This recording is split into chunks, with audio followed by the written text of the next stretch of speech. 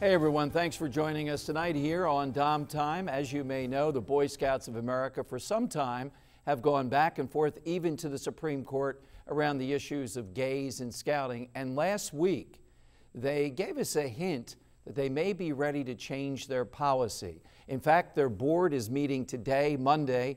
The decision is due on Wednesday. And I'd like to put up on the screen what the Scouts once said. Here was their bylaws when they were first founded.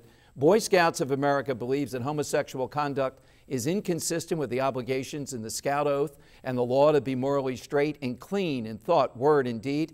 Scouting's position with respect to homosexual conduct accords with the moral positions of millions of Americans and with religious denominations to which a majority of Americans belong. Because of these views, Boy Scouts of America believes that a known or avowed homosexual is not an appropriate role model of the Scout Oath and law for adolescent boys.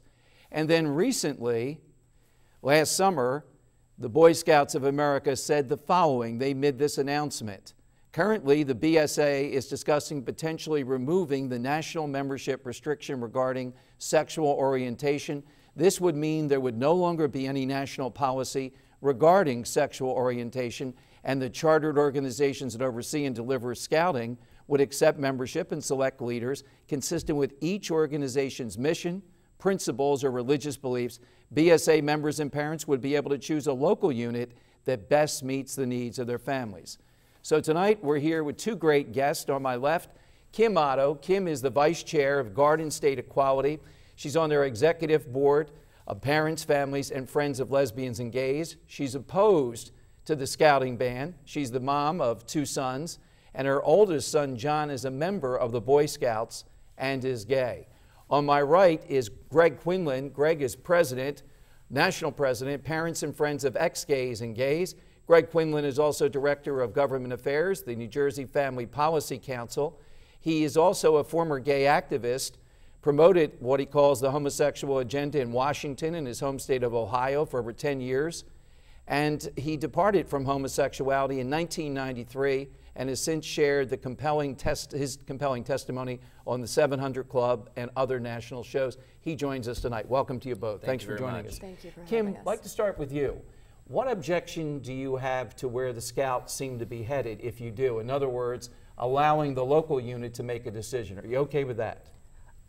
No. And while I see that it's clearly a step in the right direction, I think that it comes down to, you know, the national organization, they have to make the call. They have to change policy, because if the decision is made up to the local units, we are not requiring the Scout organization to be discriminatory, but we're still allowing it. What about the choice, though, of other parents who differ with you and they don't want their child to have a gay Scoutmaster? Well, I would question the reason that they wouldn't want a gay Scoutmaster. I think that one of the myths that has been perpetuated is that boys who are gay or troop leaders who are gay will influence the sexual orientation and you know, create an immoral atmosphere for straight young men. All right, Greg Quinlan, you are on the other side. I feel kind of in the middle tonight, which is rare for me, because I think that you don't support this lessening of the ban, as I understand it. Of course You'd not. like to keep it as it was before. Why? Why not even make this kind of change where choice is involved?